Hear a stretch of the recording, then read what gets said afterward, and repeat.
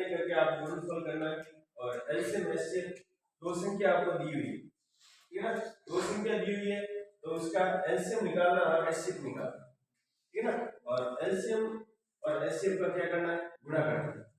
तो अपन को फिर क्या प्राप्त हो जाएगा, दोनों संख्या गुणा करेंगे, ये दोनों आपस में क्या आने चाहिए, बराबर आना चाहिए, ठीक है ना।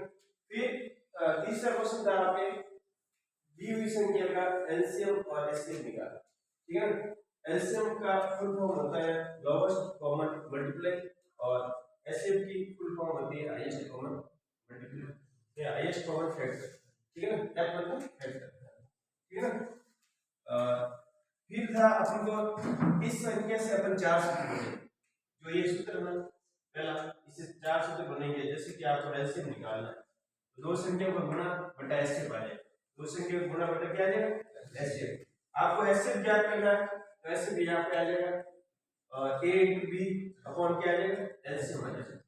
यदि a ज्ञात करना है तो a यहाँ पे आ जाएगा, एलसीएम और एचसीएफ ऊपर आ जाएगा, एलसीएम into एचसीएफ ऊपर आ जाएगा और b का भाग लगेगा। और यदि आपको b ज्ञात करना है तो एलसीएम into एचसीएफ ऊपर आएगा और a का भाग लगेगा। फिर करना था आपको गुणनखंड कॉमन लेके और फिर लास्ट के अंदर आपको थ्योरी वाला क्वेश्चन बताया था। यदि एक मैदान के अंदर चार बच्चे दौड़ रहे, ठीक है ना, तो वापिस वो कौन से पॉइंट पे मिलेंगे, तो ऐसे क्वेश्चन में अपन क्या करेंगे, एलसीएम करेंगे, क्या करेंगे, एलसीएम।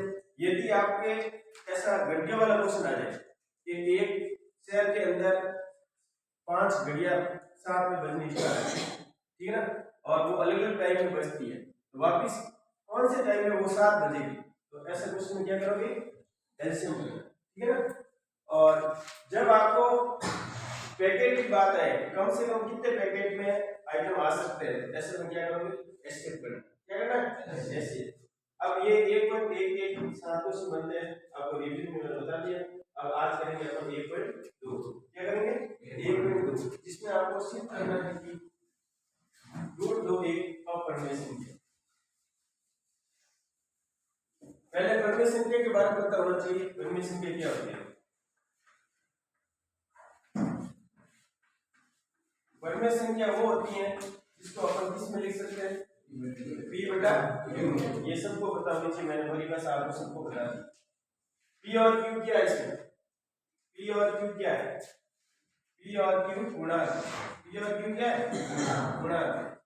और p का मान 0 हो सकता है लेकिन q का मान 0 नहीं होना चाहिए। अब ऐसे में क्वेश्चन पूछेगा आपको कि रूट 2 एक अपरिमेय संख्या है, तो अपरिमेय संख्या का आपको परिभाषा आनी चाहिए। अपरिमेय संख्या क्या परिभाषा है, जो संख्या रूट में लिखी जाती है, किसमें लिखी जाती है, रूट में। जैसे रूट 2 है, रूट 3 है, रूट 5 है, क्वांटम आंसर आता है जिसका, ठीक है ना। जैसे रूट 4 है तो उसका आंसर 2 आएगा, क्वांटम नहीं है। तो ऐसा जिसका क्वांटम आंसर आता है वर्गमूल लेने पर वो अपरिमेय संख्या होती है। और पाई भी क्या होती है अपने आप में, अपरिमेय संख्या। पाई भी क्या होती है, अपरिमेय संख्या, ठीक है। तो ये भी आपको ध्यान रखें, ठीक है।